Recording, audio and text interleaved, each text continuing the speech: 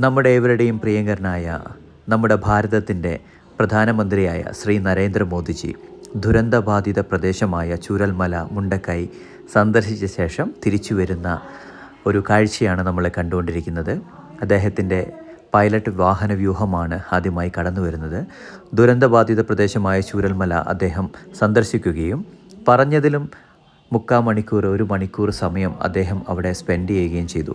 അതോടൊപ്പം തന്നെ സൈന്യം നിർമ്മിച്ച ബെയ്ലി പാലം അദ്ദേഹം നേരിട്ട് കണ്ട് വിലയിരുത്തുകയും എത്രത്തോളം നാശനഷ്ടങ്ങളുണ്ടായി, ആ ഒരു ഉരുൾപൊട്ടലിൻ്റെ ആഘാതം എന്താണ് എന്ന് അദ്ദേഹം നേരിട്ട് നടന്ന് അതിലൂടെ കണ്ട് മനസ്സിലാക്കി.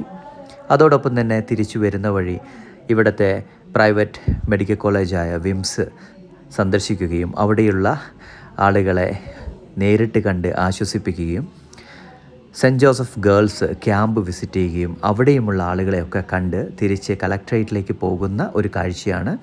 ഇനി അടുത്ത അരമണിക്കൂർ കളക്ട്രേറ്റിൽ യോഗമുണ്ട്. അതിനുശേഷം ആയിരിക്കും അദ്ദേഹം ഇവിടെ നിന്നും തിരിച്ചു പോകുന്നത്. കൽപ്പറ്റ SKMJ ഗ്രൗണ്ടിലാണ് അദ്ദേഹത്തിന് തിരിച്ചു പോകാനുള്ള ഹെലികോപ്റ്റർ ഉള്ളത്. അപ്പോൾ എന്തായാലും അരമണിക്കൂറിന് ശേഷം അദ്ദേഹം എല്ലാ യോഗങ്ങളും അവസാനിപ്പിച്ച് തിരിച്ചു പോകും. ഒരുപാട് സന്തോഷവും പ്രൗഡും തരുന്ന ഒരു മൊമെൻ്റാണ്.